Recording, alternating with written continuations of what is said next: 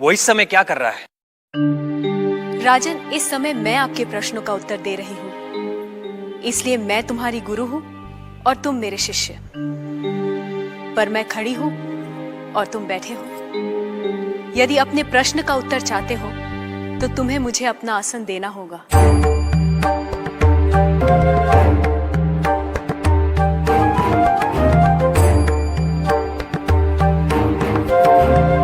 राजन, ये रहा तुम्हारे तीसरे प्रश्न का उत्तर। कुछ देर पहले आप सारे मंदिरों से मूर्तियां हटवाने का विचार कर रहे थे।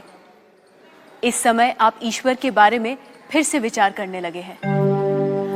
आप मेरे स्थान पर खड़े हैं और मैं आपके सिंहासन पर बैठी हूं। इधर एक राजा को सामान्य नागरिक का स्थान और एक सामान्य नागरिक को राज सिंहासन दे सकता है, ये आप देख रहे हैं। आप मेरे स्थान पर और मैं आपके स्थान पर बैठी हूं।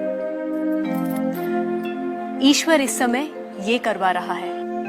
उस अनंत और असीमित शक्तियों के स्वामी जिसने ये सुंदर, अद्भुत, विस्मयकारी और महान संसार रचा है, जिसमें सूर्य, चंद्र, तारे, ग्रह, नक्षत्र अपने अपने स्थान पर स्थिर और गतिमान है, जिसके कण कण में एक व्यवस्था है।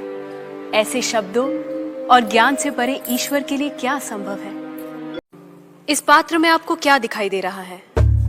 दूध? क्या दूध के अलावा कुछ और दिखाई दे रहा है? नहीं। पर मुझे तो मक्खन भी दिखाई दे रहा है। क्या आपको मक्खन दिखाई दे रहा है?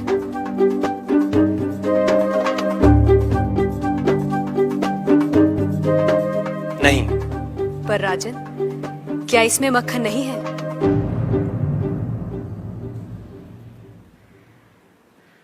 है।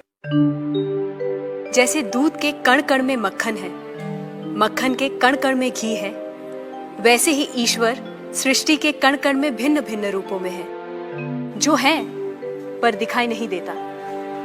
जैसे दूध से मक्खन पाने के लिए उसे मथना जरूरी है, उसी तरह वेदांत के श्रवण, वेदांत का मनन और उसके निहितार्थ पर निरंतर ध्यान के द्वारा ही ईश्वर का अनुभव किया जा सकता है। प्रकाश की ये लौ कहाँ देख रही है?